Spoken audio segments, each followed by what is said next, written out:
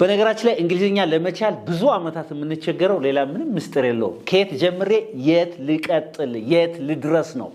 ይሄ ለቢግነር ተማሪዎች ለጀማሪ ተማሪዎች ቤዚክ ግራመር ወይ መሰረታዊ ሰዋሰው ማወቅ ያለባችሁ ነገር የመጀመሪያው parts of speech ወይ የንግግር ክፍሎችን ስምንቱን የንግግር ክፍሎች በደንብ አድርገህ ማጥናት ትችላለህ። በአንድ ቪዲዮ 8 የንግግር ክፍሎች የሰራው አለ ያ ማለት በአንድ ቀን ትችላለህ ማለት አይደለም። እዚህ ጋር እስከ 5 ቀን ድረስ ይወስዳል ማለት ነው። እኛ ባለ ልምድ ተማሪዎችን ስናስተምር parts of speech ወይ ስምንቱ የንግግር ክፍሎች በሙሉ አስተምራው ከዛ አሳይመንት ሰጥተው እንዲያወራበት እንዲጽፍበት አድርገው እስከ 5 ፔሪድ ይፈጃል።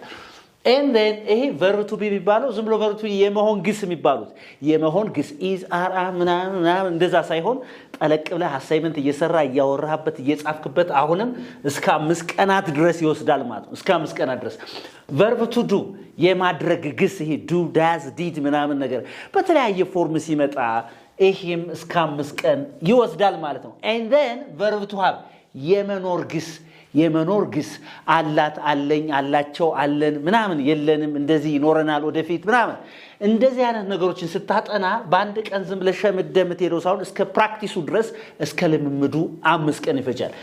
And then modal verbs የሚባሉት ደግሞ እነዚህ possibility የሚያሳዩ probability የሆነ chanceን የሚያሳዩ abilityን የሚያሳዩ permissionን የሚያሳዩ እነዚህ can could may might must should ምናምንና ሌላም ነገሮች እስከ 5 ቀን ድረስ ይወስዳሉ። ትምህርቱ ብቻ ሳይሆን ፕራክቲሱ ልምምዱ ጭምር ማለት ነው።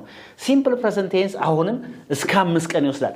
እነዚህ 6 ነገሮች 5 ጊዜ 6 ስንት ቀን ማለት ነው? 30 days 30 ቀናት ያህል ለአንድ ሰዓት ቢያጠና 30 ሰዓት ይፈጅበታል እነዚህን ማለት ነው።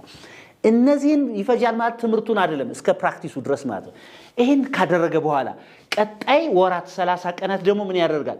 ቤዚክ ቮካቡላሪ የሚባሉትን ደግሞ ሌላ ጊዜ ሰራላችኋል። እነሱን ካጠና ሶስተኛው ወር ላይ ደግሞ እነዚህን በማቀናጀት ደግሞ ፕራክቲስ ጋራገ ንግግርና ጽሁፍ በደንብ ከተለማመደ እንግሊዝኛ በቀላሉ መቻል ይችላል። Thank you for watching. This is Unique English where you can learn English uniquely.